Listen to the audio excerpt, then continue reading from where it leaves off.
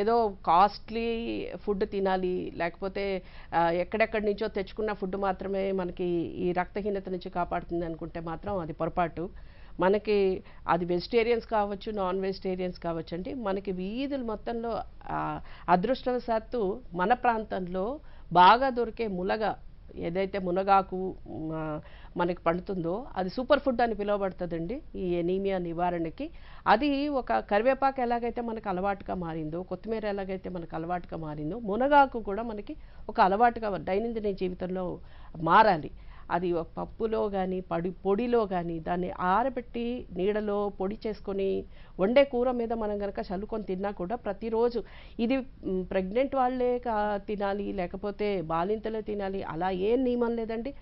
చిన్న పెద్ద ఆడ మగ అందరూ కూడా తినొచ్చు. ఇది సూపర్ ఫుడ్ అండి. రక్తహీనతకి మాత్రం దీన్ని మించిన వేరే ఏది కూడా నాకు అంత బాగా పనికొస్తుందని అయితే అనిపించలేదు.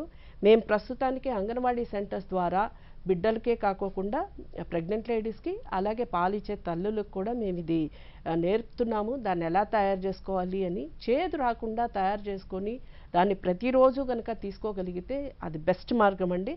అలాగే నాన్ వెజిటేరియన్స్ అయితే కనుక ప్రోటీన్ ఫుడ్తో పాటు దాన్ని సరిపడా ఎగ్స్ కానీ ఫిష్ కానీ తిన్నట్టయితే కనుక ఈ రక్తహీనత నివారించవచ్చు.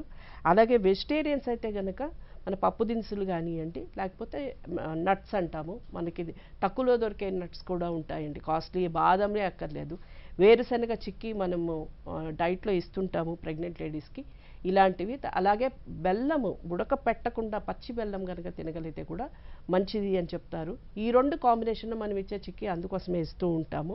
ఇవన్నీ కూడా ఎనీమియా దరిదాపుల్లో రాకోకుండా మనం తీసుకోగలిగిన, నివారించగలిగిన చర్యలు ముఖ్యమైనవి.